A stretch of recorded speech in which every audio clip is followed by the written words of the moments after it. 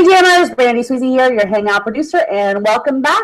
Let's talk about sound control, or the control room as it's known. In the control room, you as the Hangout producer, administrator, initiator of the Hangout can control the sound of your guests.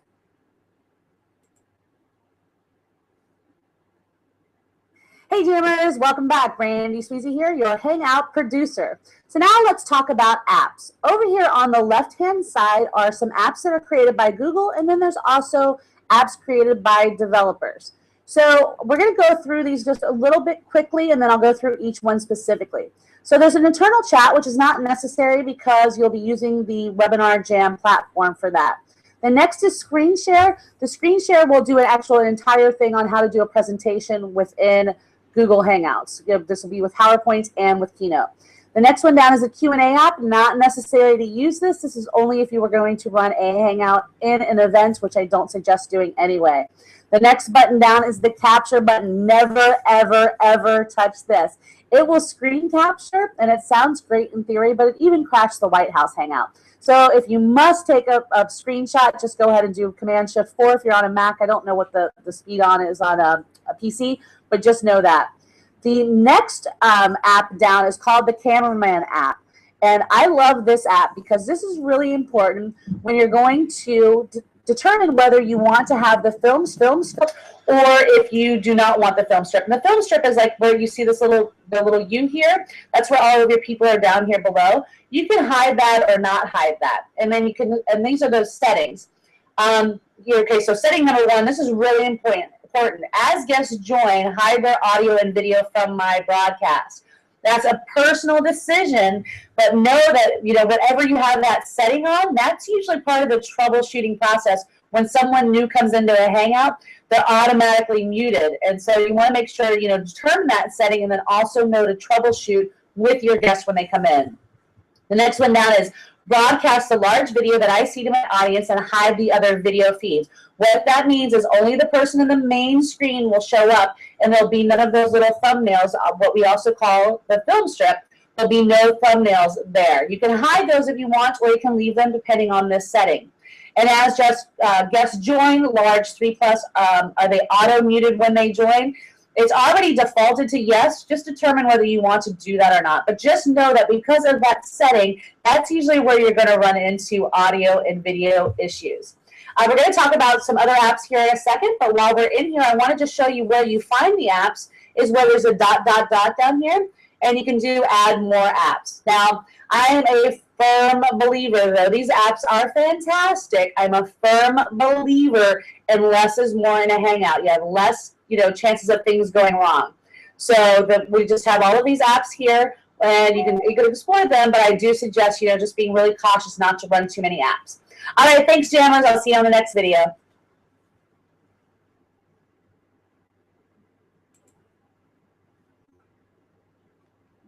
Hey Jammers, Brandy Sweezy here, your Hangout producer, and welcome back. This module is about blue boxing. So normally what will happen is a Hangout will be sound activated. So if you've watched any Hangouts, they'll be flipping back and forth based on the most minuscule of sounds. And if you've watched any Hangouts like that, it's quite annoying because you almost get seasick watching it. So the way to prevent that is what is called blue boxing. So if I click on this link, this is the one that has my laptop. The other one was the one with my iPhone 5 sitting here. And I just am using this as an example of how to use the blue boxing. So if you'll notice, a little blue rim goes around the thumbnail. So if it's you and another guest and you're having a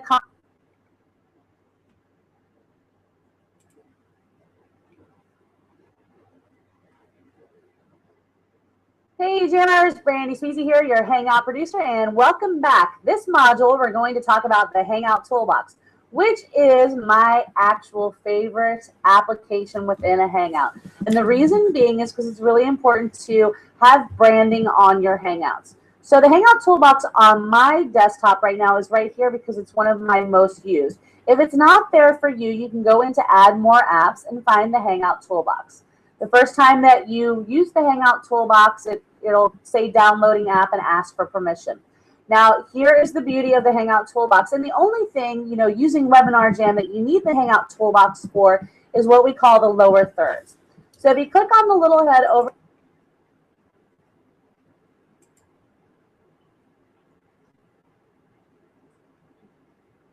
hey Jammers, Brandy Sweezy here, your Hangout producer. Now let's talk about presentations. Presentations, there's a couple of different ways that you can do it. Now obviously we can go into screen share. The thing is when you do screen share and it's just you in a Hangout and you share your desktop, this is what happens. So it does this bizarre infinity thing. I hope at some point they're going to go ahead and fix that, but it's been like that for about a year, so I don't see that happening anytime soon. So here are a couple of workarounds. A lot of people have found a variety. Here are my two particular favorite because they're just quick and easy. So let me go and turn the screen share off so it stops being so distracting, and we'll turn that off. So if you use PowerPoint, and this is the easiest way for PowerPoints. If you have your slides built out in PowerPoint, you can go into My Google Drive, which is drive.google.com, and then just create a presentation. So you can go into Create Presentation, and then you can just import your slides, and they will go ahead and just be in there, and they'll all move in. I'm not going to do it because it's a little time consuming, but you just say OK, and then do File, Import My Slides. There we go, import slides, and then they'll just be in there. You can also just build them out in, in the Google Drive. Another way, so once they're built out in the Google Drive, so here's just an example of one. You'll want to go to Present in New Window over here on the right. So we'll do Present in New Window. Now, the reason why I like this is because if you're running your own Hangout, then I can just go ahead and resize this way down and just pop it up in the corner so that when I'm in my Hangout, it's pretty easy for me to find it. So then when I go into screen share, I can just go ahead and pick this one and start screen share. And so there are my slides. Now, they might look a little, it's taking a second for it to filter out and set up. And then you can just move them from here. Once you're clicked on the slide, I just use the keyboard. I use the arrows on the keyboard so it doesn't have that slide thing there. So that's how you would do it with PowerPoints and Google Drive presentation. Now, if you use Keynote, which is what I in particular use, you can export your slides as a QuickTime. And I know a lot of people get caught up in that it'll advance on its own. Nope, all you have to do, and you don't want the latest version of Keynote, it needs to be an older version. You can go into File, Export Your Slides, Export as a QuickTime, and make sure that Manual Advance is there, and then just click Next. And then we'll put that on my desktop, and we'll wait for that. I'm going to pause the video, and I'll be right back. Okay, so the export is done. So then we have it over here on the desktop. Same thing. I like to be able to see what's going on in the Hangout as well. So I go ahead and resize it down just a tad. Excuse me. Then once it's resized, then I can just go into screen share. And then it's the one thing that's open on my desktop. Start screen share. And I like the way that this looks. And then if we click over here, we can use the arrows on our keyboard to advance the slides. And that is the beauty of it, because it'll keep your transitions as well. And it's nice and clean. You can play around with the sizing of it, but this way I can go ahead and move through my slides fairly quickly. And then also, it keeps the formatting and it keeps the transitions. And that would be the second way. The third way, like I said in another video in blue boxing, another way to do a presentation is if you don't want to mess with any of those, is to go ahead, if you have an extra computer, have your presentation on another computer, you be on this one, and then you do that blue boxing we talked about in the blue boxing module so that you don't have to click screen share. It's a lot smoother. It goes a lot more seamlessly. It is a little bit extra if you got a lot going on in the Hangout, but at least it goes a little bit smoother. And the other way is obviously the custom overlays that we talked about in the Hangout Toolbox module, which you could just pop up your calls to action just like that. I think it's great if you have 5 to 6 visuals. You can have them already saved, and then you can click on them that way. So whichever way you prefer, that's how you do presentations in Hangouts. See you on the next one.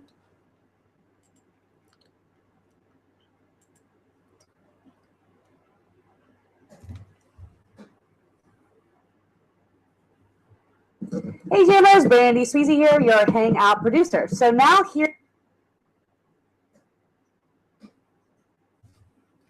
we are in a Hangout. You will automatically be in the Hangout, and the Hangout Webinar Jam app will already be auto-loaded over here. We're not going to cover that because there's plenty of tutorials on this in the Webinar Jam platform. So what we are going to do is we're going to take a quick tour of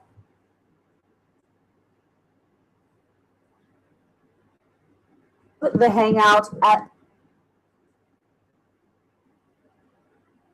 itself. So here's a big thing.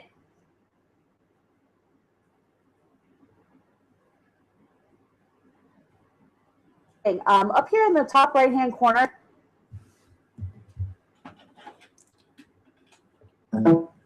there's all these different enhancements.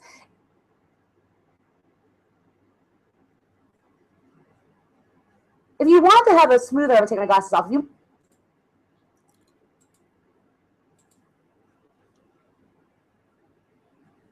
want to have a smoother Hangout, don't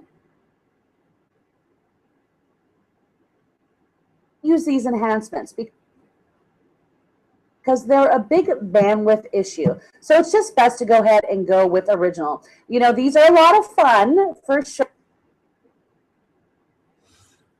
but you know, they take a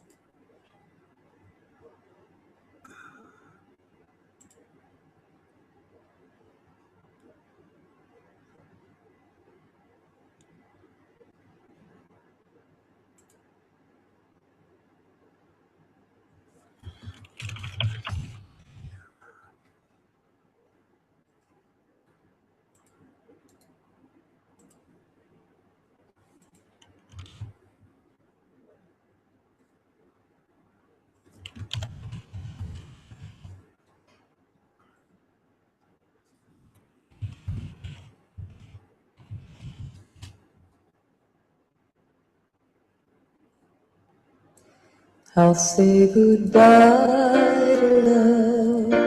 No one ever cared if I should live or die.